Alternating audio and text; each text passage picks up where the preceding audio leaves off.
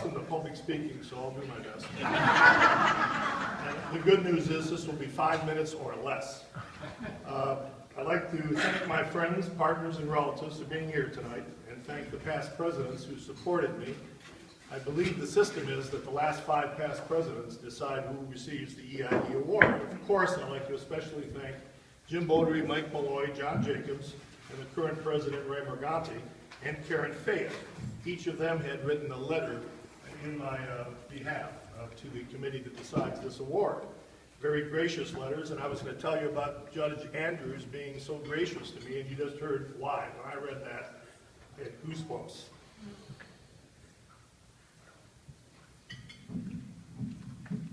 The first thing I did when I heard the award was coming my way was say, wow. And then I looked at the list of the prior recipients. 2 of them, or actually one of them, Robert Rudd, who ran Plunkett County for a while, hired me. Then we had the Northern Michigan lawyers who were very well thought of. Dick Smith, Dick Baxter, then John Scott, and the great Earl Klein. These are all my heroes, my mentors. These are people I watched when I was a very young lawyer, and I watched how they treated people. Clients, representatives of insurance companies, juries, judges, and other attorneys. Their word was their bond. Then we have Bill Booth, Jerry Waters, and Jim Cole. We were all in Plunkett County together. They won the award. And if you wanted to be a trial lawyer, or learn how to be a trial lawyer in 1973 and 2, and the years we all went to Plunkett County, that was the best place in the world.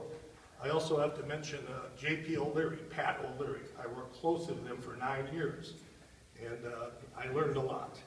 Now, young lawyers today don't have dockets. They learn by watching. I think our young lawyer recipient will agree with that. Well, at Plunkett County in 1972 and 3, Jim Bodery ran the subrogation department. I won't take the time to explain that to some who don't know, but the first trial I ever saw, I was in it.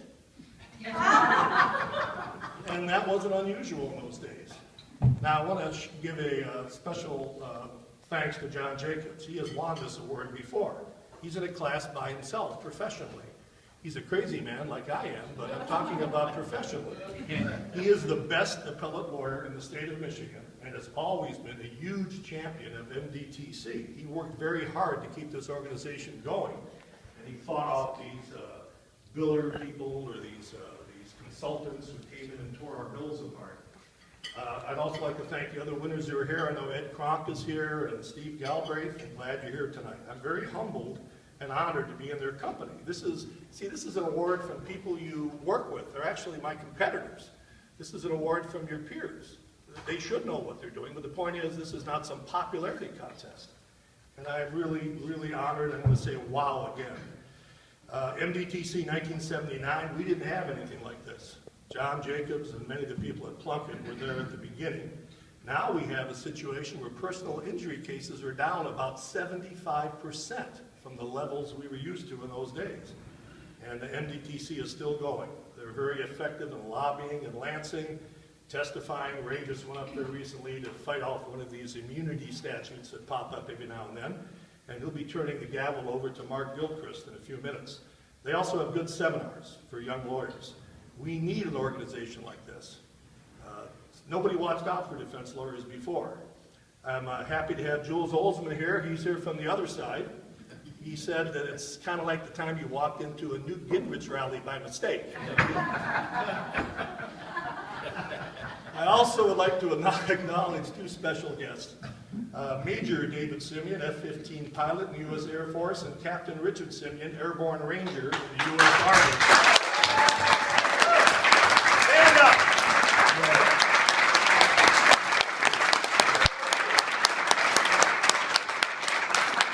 These fellows have had multiple combat deployments in the Middle East and Afghanistan. It's hard to describe a parent reading the newspaper and looking at the internet when you have sons at war. But they're both stateside, they're both back, we're thrilled. They just took their bow. I'd also like to mention Stephanie. She's a wonderful daughter. We miss her, but she lives 10,000 miles away in Australia. Now I want to tell you quickly a story of 3 women. We all agree stress is bad. You're not supposed to have stress. Happiness is the absence of stress. I have 3 women in my day-to-day life that take stress off me in my professional life. Jacqueline, my wife for 41 years. She runs the household.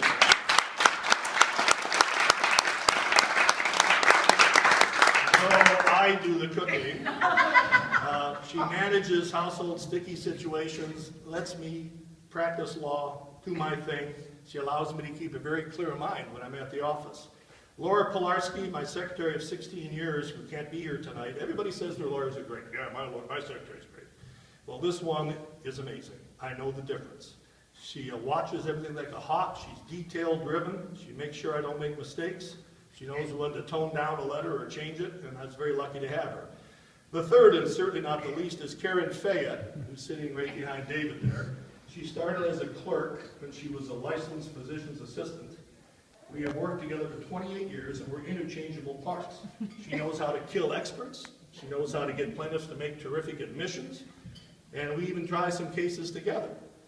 She has an amazing understanding of medical issues. She practiced medicine at a clinic in Detroit for years because they trusted her as a PA.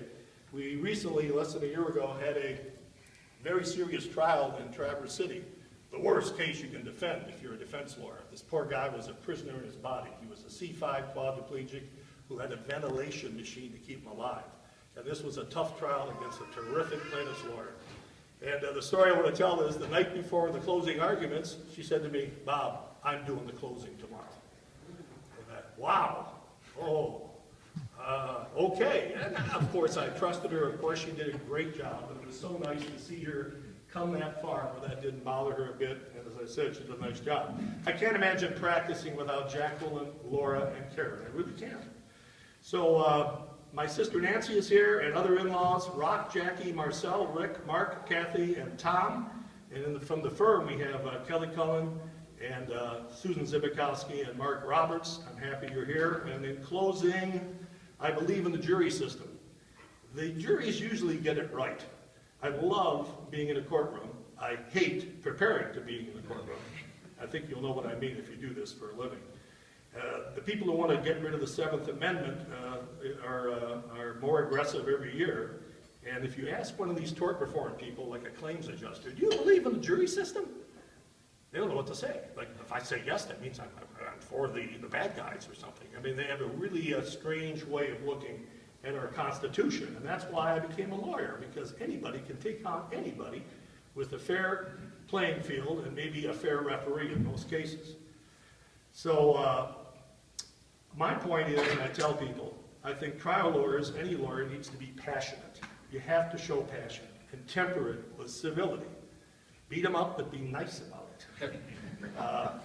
If you're passionate, you will be persuasive. And in my professional career, I've always tried to be fair and play fair by doing what is right. I think that's why I'm standing here right now. I'm very grateful for this honor. Thank you very much.